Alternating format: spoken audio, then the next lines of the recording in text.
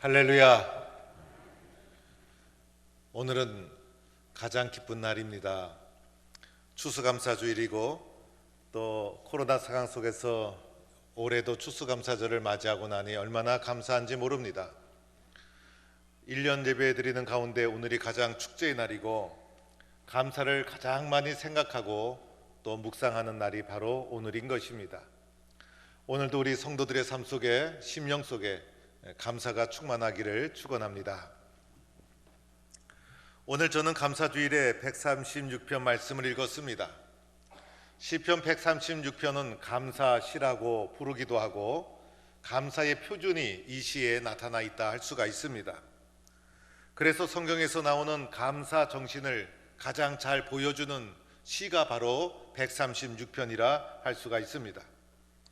오늘 이 136편은 6월절이라든지 특별한 절기가 되었을 때 제사장과 모든 백성이 모여서 함께 낭독하고 교독했던 말씀입니다.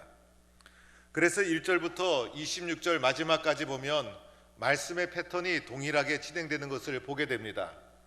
먼저 제사장이 선창을 하게 되면 이 모든 백성들이 함께 합창으로 화답하는 형식으로 말씀이 구성되어 있습니다. 그래서 1절 말씀에도 보면 여호와께 감사하라, 이렇게 감사의 내용을 제사장이 선창하고 나면 모든 백성들이 그는 선하시며 인자하심이 영원함이로다 라고 화답을 하는 것입니다. 2절에도 보니까 이렇게 말씀하죠. 신들 중에 뛰어난 하나님께 감사하라 라고 하면서 감사의 내용을 제사장이 선창하고 나면 모든 백성이 그 인자하심이 영원함이로다 라고 하면서 합창으로 화답을 하는 것입니다. 3절에도 보니까 주들 중에 뛰어난 주께 감사하라. 그래서 오늘 감사의 내용이 계속해서 반복되는데 그때마다 마치 찬송가의 후렴 부분처럼 모든 백성들이 그 인자하심이 영원함이로다라고 화답을 하면서 1절에서 26절까지 동일한 패턴으로 말씀이 구성되어 있는 것을 보게 됩니다. 가만히 생각해 보면 우리들도 감사할 것이 많죠. 여러분은 도대체 무엇 때문에 감사한 것입니까? 나는 무엇이 감사한 것일까? 우리들의 감사의 내용을 한번 살펴보도록 합시다.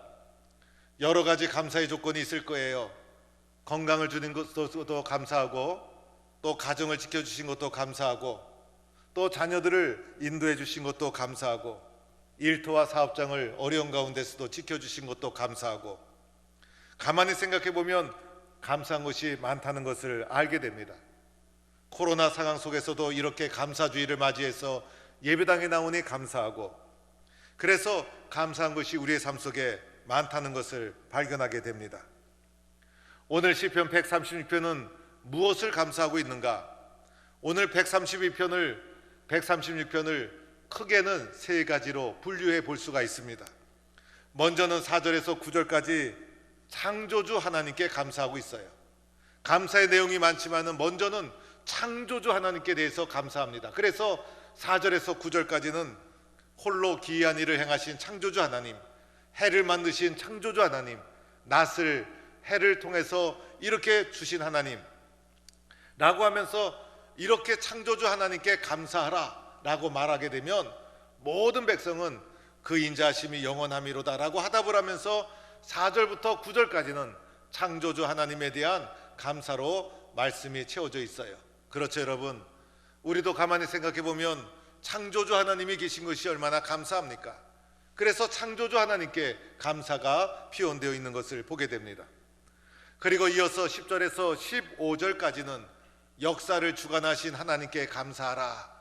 그래서 자신들의 역사를 돌이켜보니 애굽의 종이었는데 바로의 장자, 애굽의 장자들을 죽이고 이제 애굽에서 벗어나게 하시고, 바로의 군대가 쫓아올 때도 바로의 군대를 홍해에 수장시키시고, 그리고 홍해길을 마른 땅처럼 건너가게 하시고 광야길을 넘어오게 하시고, 그래서 아무것도 아니었지만은 하나님께서 우리의 역사의 주인공이 되셔서 역사를 이끌어 오시고 주장해 주시고, 그래서 역사를 이끌어 오신 하나님의 은혜에 감사하는 내용으로 채워져 있고, 이 모든 것을 감사하라 이렇게 제사장이 선창하게 되면 모든 백성들은 그 인자하심이 영원함이로다라고 합창으로 화답을 하면서 이제 10절부터 15절까지 감사의 내용이 채워져 있어요.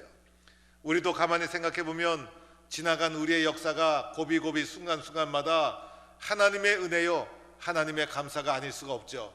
그래서 이 모든 것을 감사로 역사의 이 주인 되신 하나님께 감사의 내용으로 채워져 있어요. 마지막 16절에서 이제 마지막까지는 고난을 이기게 해주신 하나님께 감사하라 이렇게 쓰여져 있어요. 그래서 삶을 사다가 고난이 있고 어려움이 있고, 그런데 그 가운데서도 고난을 이기게 하시고 고난을 넘어서게 해주시고, 그래서 때로는 불가능한 것을 이기게 해주시고 우리의 삶에 동행해 주셔서 고난을 이기게 해주신 하나님께 감사하라 이렇게 제사장이 선창하고 나면 모든 백성이 그 인자하심이 영원함이로다 이렇게 합창으로 응답을 하면서 이 말씀이 이렇게 구성이 되어 있는 것을 보게 됩니다. 오늘 이 모든 말씀의 결론이 1절 말씀이에요. 오늘 읽은 1절 말씀, 여호와께 감사하라 그는 선하시며 그 인자하심이 영원함이로다. 그래서 1절이 오늘 말씀의 전체의 결론이고, 이 결론을 가지고선 2절부터 계속해서 창조주 하나님, 역사의 주관자이신 하나님, 고난을 이기게 하신 하나님, 그분에게 감사하라 그 선하시고 인자하심이 영원함이로다 라고 하면서 마지막 26절에도 하늘의 하나님께 감사하라 그 인자하심이 영원함이로다 라고 하면서 말씀이 끝마치고 있어요. 그래서 우리들이 해야 될 것이 여러 가지 감사의 제목이 있지만은 가장 중요한 것은 하나님께 감사하라. 그 이유는 그의 선하심과 인자하심이 영원하고 우리를 인도해 주셨기 때문에 그분에게 감사하고 인자하심이 영원함이로다 이렇게 감사와 고백을 하나님께 드리고 있다 할 수가 있습니다. 여러분, 예수님 영접하고 하나님을 믿는다는 것이 얼마나 복된 일인지 모릅니다. 예수 믿고 살아가는 우리들에게 있어서 가장 큰 복은 다른 게 아니에요. 하나님 믿고 예수님 영접하고 살아가고 있다는 것이 가장 큰 복 중에 복인 줄로 믿습니다. 사람은 연약한 존재여서 예수님을 믿지 않으면 우리는 무언가를 의지하고 살아갔을 거예요. 그래서 무언가를 의지하고 살아가는데 우리가 엉뚱한 것을 의지하고 살아가고 있다면 그것만큼 끔찍한 일이 어디에 있습니까?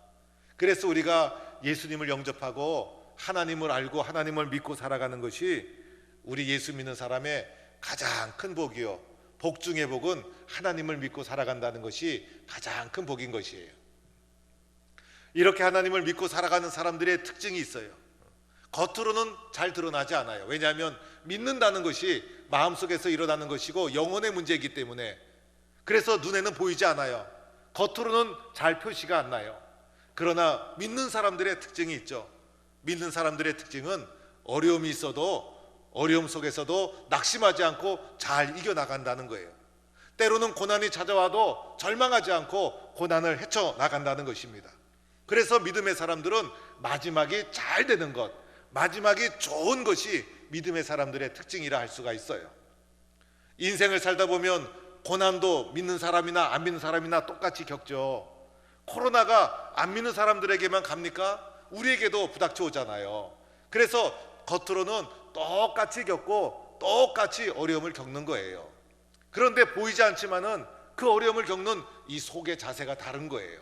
그래서 예수 믿지 않는 사람은 때로는 어려움을 당하면 원망하고 낙심하고 포기하고 절망하고, 그런데 예수 믿는 사람은 세상에 어떤 고난이 닥쳐도 어려움을 뚫고 나가고 상황을 반전시키고 상황을 또 역전시키고, 그래서 마지막은 잘 되는 것으로, 좋은 것으로, 승리하는 것으로 마무리되는 것이 믿는 사람들의 특징이라 할 수가 있어요. 이게 겉으로는 차이가 나지 않고 겉으로는 구별이 되지 않아서 잘 모르지만은 마지막에 가면 큰 차이가 나는 것이 믿는 사람과 믿음이 없는 사람들의 모습이라 할 수가 있어요. 요셉의 인생을 보더라도 요셉의 인생은요, 형들의 시기를 받아서 구렁텅이에 빠지는 순간, 이 구덩이에 빠지는 순간 요셉의 인생은 끝날 수가 있었던 거예요. 그런데 그곳에서 구원을 받아서 구덩이에서 벗어나게 되었고 애굽의 종으로 끌려가서 보디발의 집에 노예로 살게 되는데, 그때 요셉의 인생은 어쩌면 끝났다고 할 수도 있어요. 그런데 요셉이 어떻게 했습니까? 성실하게 환경을 이기고 상황을 이기고, 그래서 보디발의 눈에 띄어서 가정 총무가 되고, 그런데 그것으로 요셉의 인생이 잘 되어진 것이 아니라 보디발의 아내의 시기를 받아서, 그래서 모함을 받아서 깊은 감옥에 끌려가게 되잖아요. 그래서 요셉이 그 감옥에 갇히는 순간 사실은 요셉의 인생은 세상적으로 다 끝난 거예요. 다시는 일어서거나 재기할 수 없는 절망의 상황이었어요. 그런데 어떻게 했습니까? 요셉이 그러한 상황 속에서 나는 안 되는구나 절망하지 않고 어려움도 이겨나가고 믿음으로 인내하며 기다리고, 그래서 마침내는 그 감옥에서 나오게 되어서 7년 흉년을 대비하는 이 위대한 애굽의 총리가 되지 않았습니까? 그래서 요셉의 삶 속에 고난이 없었기 때문에 축복받은 것이 아니라 고난이 있고 어려움이 있고 바닥에 떨어지고, 그러함에도 불구하고 그 모든 것을 이기고 헤쳐나가서 마침내 승리하고 마침내 잘 되는 결과를 요셉이 이렇게 마무리하고 축복받지 않았습니까? 모세의 인생도 마찬가지죠. 바구니에 아기가 얹혀져서 나일강에 떠내려갈 때 그 인생은 그냥 떠내려가는 인생으로 끝날 수도 있었잖아요. 그런데 하필이면 왜 애굽의 공주의 눈에 띄었을까? 많고 많은 사람 가운데 애굽 공주의 눈에 띄었을까? 그래서 믿지 않는 사람에게는요, 설명할 수 없는 일이 일어나는 거예요. 하필이면 그때 그 사람이 그때 거기 나와서 이렇게 발견하게 되었을까? 그래서 떠내려가는 인생이 건짐을 받아서 이제 애굽의 왕궁에서 자라지 않습니까?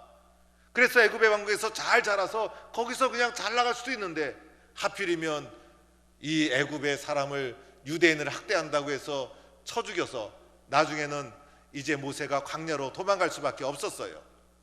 그동안 왕궁에서 갈고 닦은 학문, 인맥, 실력 모든 거 다 소용이 없어요. 다 그것을 포기하고 광야로 도망갔을 때 모세의 삶은 거기서 세상적으로 다 끝난 것이었어요.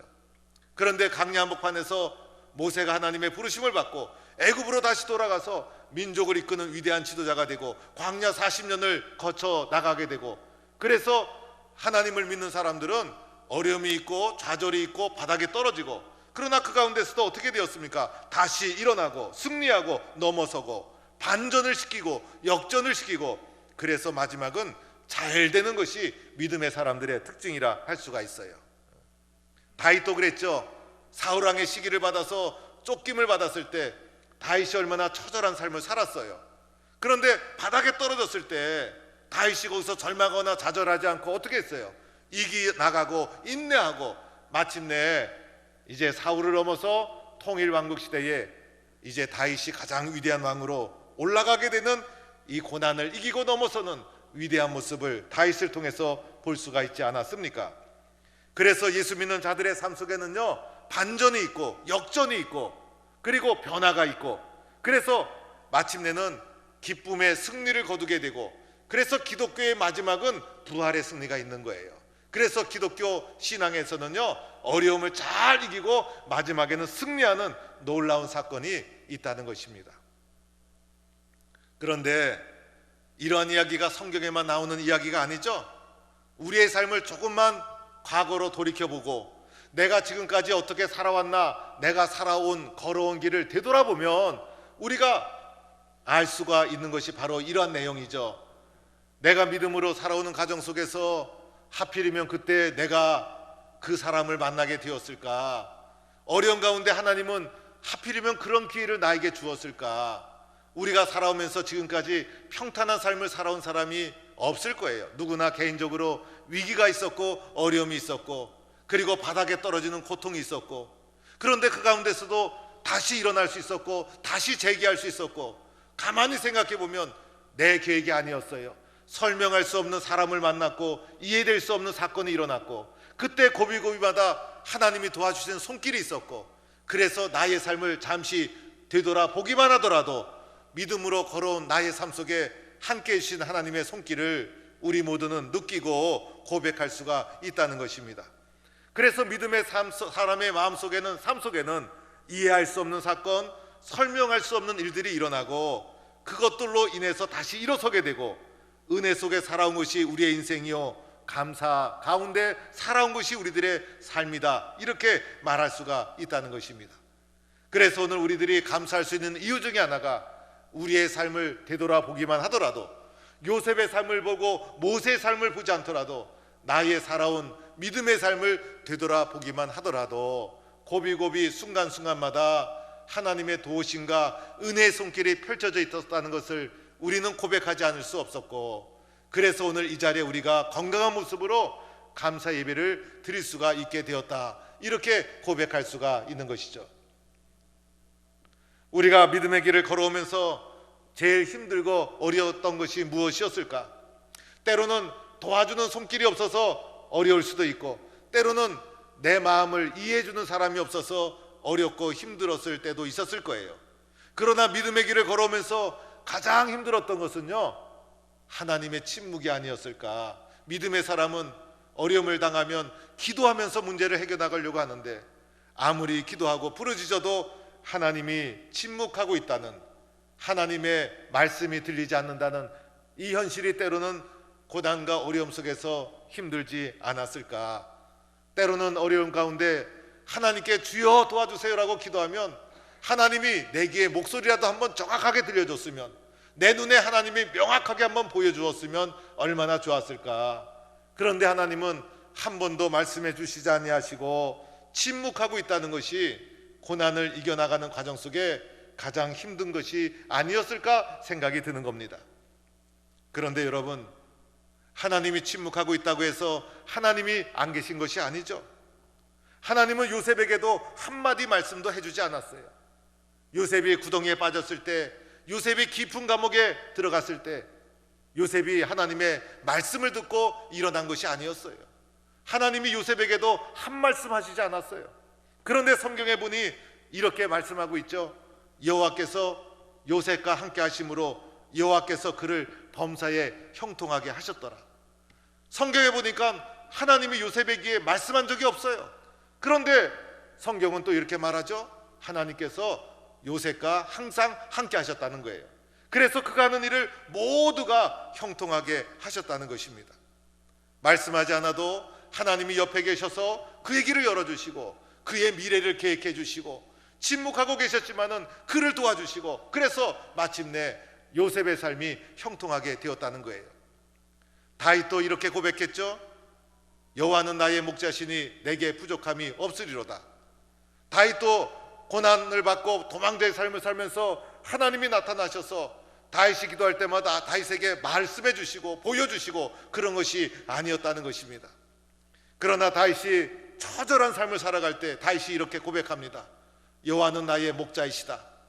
마치 목자 같은 모습으로 여호와께서는 푸른 초장으로 실만한 물가로 나를 인도해 주시고, 그래서 고난의 삶을 살지만은 어느 곳으로 가야 될지 하나님은 나의 발걸음을 인도해 주시고, 그 결과 나는 부족함이 없었다, 이렇게 다윗이 고백하지 않습니까? 그래서 하나님의 침묵은 하나님이 안 계시다는 것을 말하는 것이 아니라, 바로 그때 하나님은 내 옆에서 나를 도와주시고 계셨고 나와 동행하고 계셨고 나의 목자가 되어서 내가 어느 길로 가야 될지 나의 발걸음을 실제적으로 인도하고 계셨고, 내가 어디로 가야 될지 나의 미래를 하나님은 계획하고 계셨고 동행하고 계셨고, 그래서 고난과 시련을 이기도록 인도해 주신 분이 바로 내가 믿는 하나님이었다는 것입니다. 우리의 귀에 들리지 않아도, 우리의 눈에 보이지 않아도 더 따뜻한 마음으로 하나님이 함께 계심을 느끼게 해주셨고, 그죠?